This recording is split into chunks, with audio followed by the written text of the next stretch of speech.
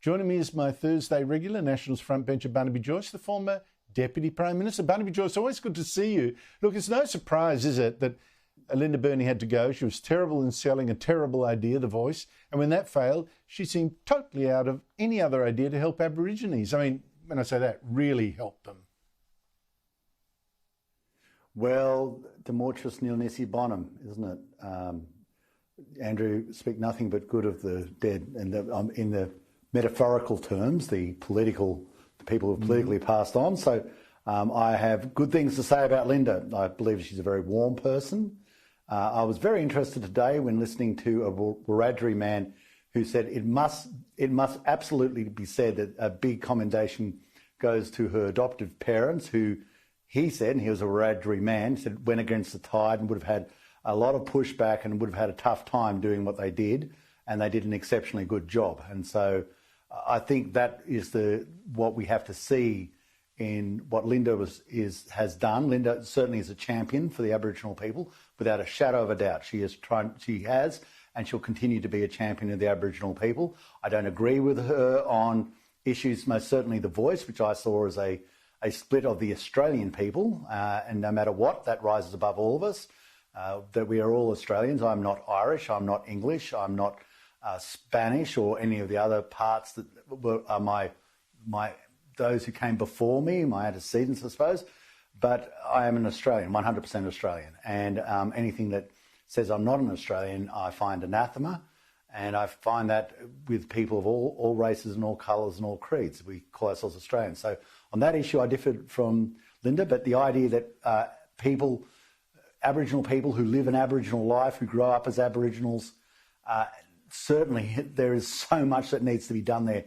That is just self-evident. If you go to Cunnamulla, if you go to Bourke, if you go into the communities up in the Territory, if you go even into my area, in my seat, only a fool would say that we couldn't do a better job and do more. That's exactly what we want to do. But we're not going to do it by creating different classes of Australians based on their DNA. That is a very, very dangerous path to go down. Yes, I don't want to jeer her out the door. It's a difficult day for her. But Barnaby, and I agree, and I said, she's warm, she's good company, all that kind of stuff. Absolutely get it. But my point is, if you don't learn the lessons from her disastrous reign there, then we are going to keep repeating this cycle of resentment and IOU and this and that, and nothing will get done. Nothing will get done. That victim mentality, well, I think that is killing Aboriginal kids. The big thing there, killing some big kids. Thing there, I know, and the big thing there, Andrew, I think what we should, even the sort of the macro politics, what was good about The Voice is the first chance the Australian people got to vote for so many things that are just brought in by executive power, things that happen to us which we have no say about. Like, I don't remember the vote where we were going to have 3 flags and not one. I don't remember the vote we were going to start each day with someone saying in English a sort of a quasi prayer, welcome to country.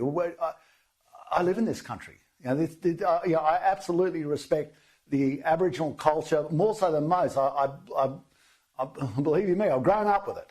But I'm not.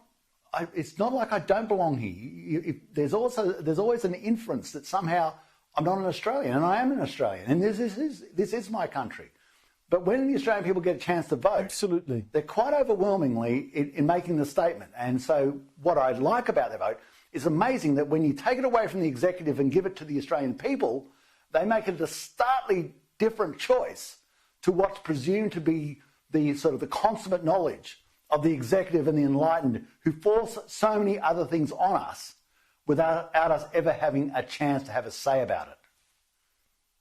I think if you dragged a lot of things before the public for a vote, you'd be surprised what they might vote out of existence. And I think Welcome to Country would be one of them. Barnaby, this reshuffle on Sunday... The thing about Welcome to Country, just so I can enlarge on that, before all the haters get up, Welcome to Country, when someone gets up and says in English something that was basically... If you go back to Trove or you go back to any source documents, we can't find anything before 1980 that sounds even remotely like the so-called Welcome to Country. And certainly, if it was ever said, it was never said in English. But, if we even question this, we're anathema, we're outraged, outrageous to question the validity of it. Barnaby, just quickly, I'm out of time, but speaking, Andrew Giles is almost certainly going to be, the immigration minister, be reshuffled when Albanese announces this reshuffle on Sunday.